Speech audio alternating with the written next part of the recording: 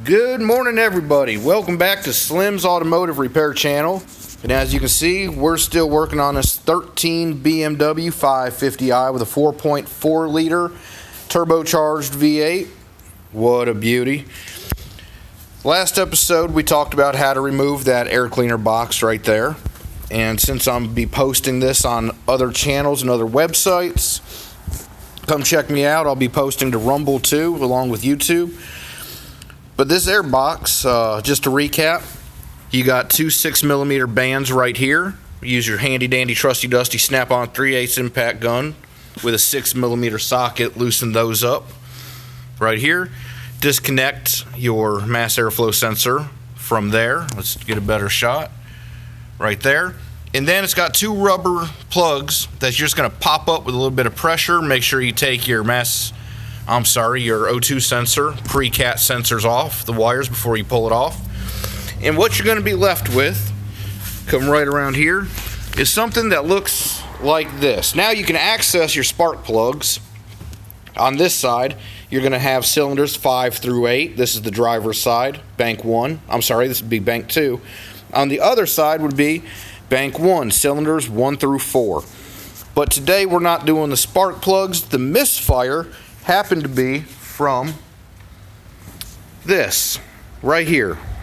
It's a PCV hose that connects to your air cleaner, your air tubes that go into your turbos.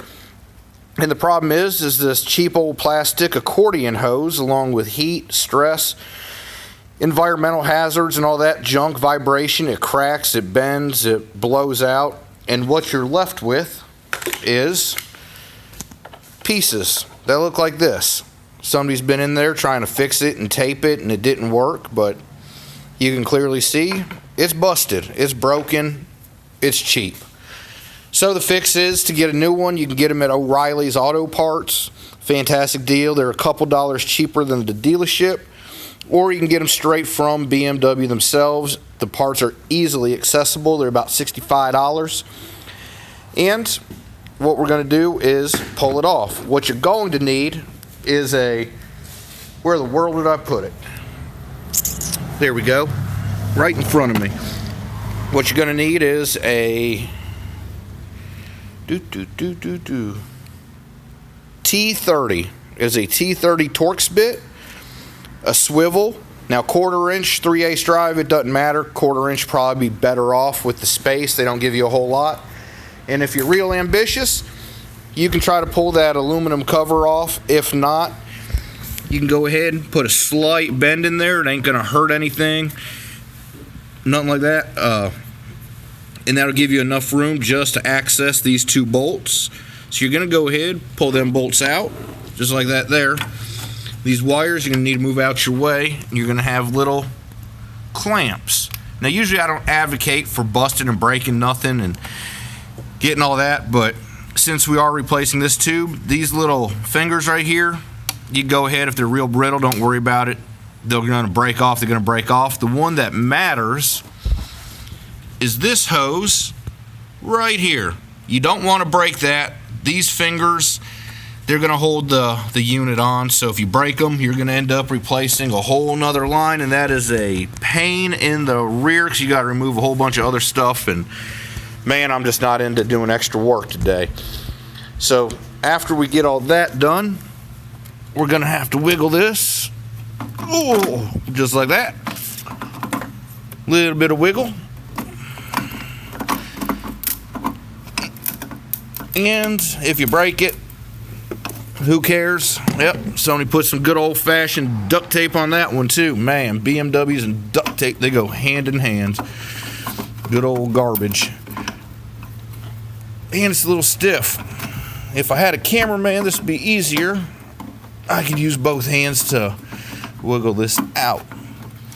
But you should be able to if you're using both appendages that God gave you instead of trying to use a camera. My word, it'd be easier.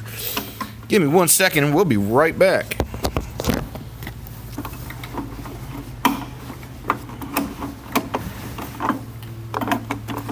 Come on, there we go.